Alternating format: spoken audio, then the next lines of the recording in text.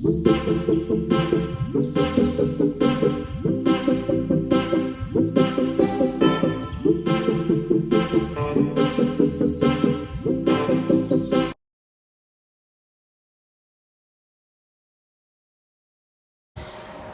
साथियों, good morning, सत श्री अकाल। मैं विकी वालिया इन support of people for making life meaningful, लोगों के सार्थक जीवन की ओर प्रयासरत एक बार फिर से आज आपके साथ उपस्थित हूँ बहुत शानदार सी बात लेकर।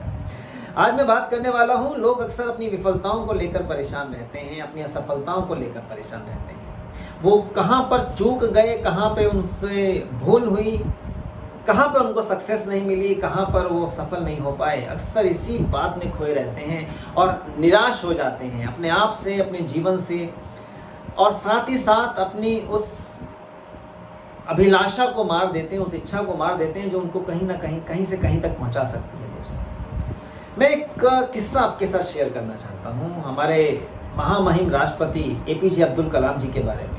उनके जीवन से संबंधित किस्सा है। The honourable ex president of India APJ Abdul Kalam ji, वो जीवन में राष्ट्रपति तो नहीं बनना चाहते थे। वो क्या बनना चाहते थे साहब? वो बनना चाहते थे इंडियन एयरफोर्स में पायलट। जी हाँ, शायद आप में से बहुत सारे लोग इस बात को जानते भी होंगे कि वो जीवन में एयरफोर्स में पायलट बनना चाहते थे।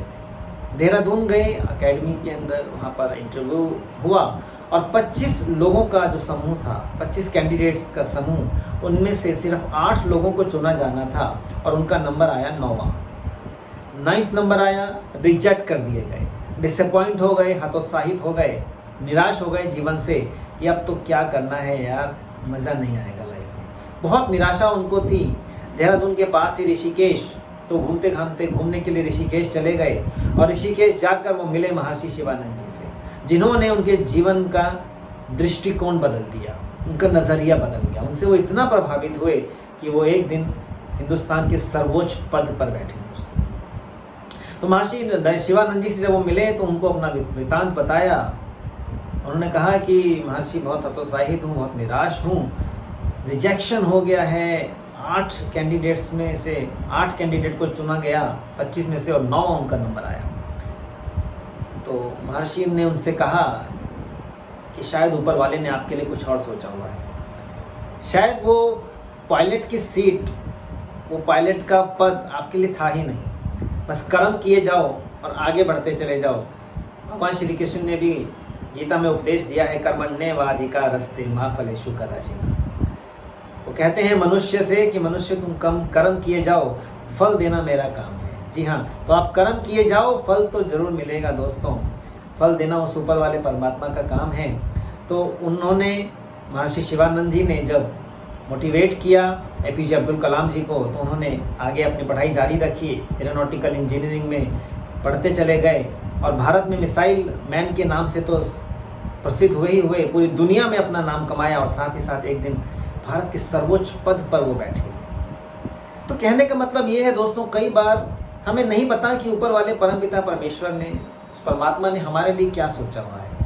हम, हो सकता है कि हम गलत दिशा में जा रहे हों, पर हाँ, इतना ज़रूर है कि जो रास्ते वो दिखाता चले जाएं आपको, वो ईश्वर आपको जो रास्ते दिखाते चले जा रहे हैं, आप उन पे चलते चले जाइए। बस जो रास्ता आपको समझ में आ रहा है, आप चलते चले जाइए दोस्तों, क्योंकि ये तो पक्का है कि आप आज जहाँ पर भी खड़े हैं वहाँ पर बहुत सारे रास्ते तो नहीं हैं दोस्तों। आपके सामने कुछ ही रास्ते खुलते चले जाते हैं, और जब आप उस राह पर, उस मार्ग पर, उस रास्ते पर चलते चले जाएं तो कहीं ना कहीं ज़रूर पहुंचते हैं जो ऊपर वाले ने आपके लिए सोचा हुआ होता है।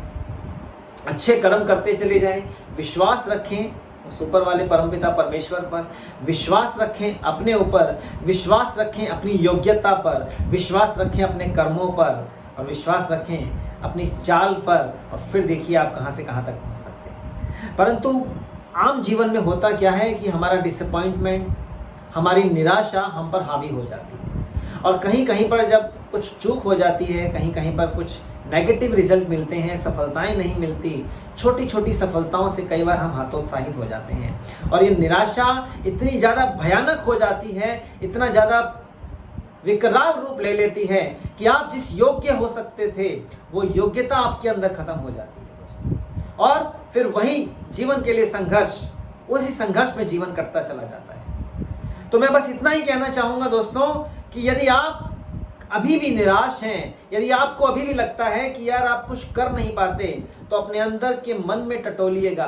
क्या योग्यता आपके अंदर है? क्या आपने आज तक सीखा है? आप क्या कर सकते हैं?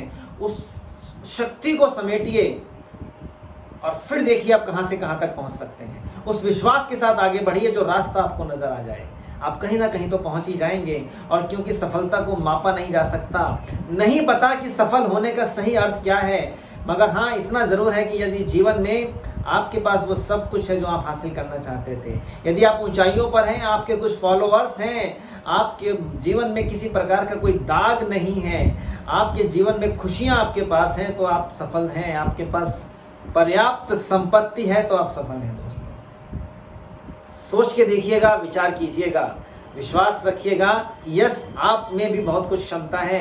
अपनी क्षमताओं को टटोलिए, अपनी योग्यताओं को टटोलिए, आप कहीं से कहीं तक पहुंच सकते हैं। मेरा ये वीडियो अच्छा लगा हो तो आप इसको लाइक कर सकते हैं, मेरे चैनल पर जाकर मेरा चैनल सब्सक्राइब कर सकते हैं, और इसी तरह की मेरे और वीडियोस को देखने के लिए जुड़े रहिएगा, बने रहिएगा दोस्तों मेरे चैनल के साथ। आज के लिए बस इतना ही।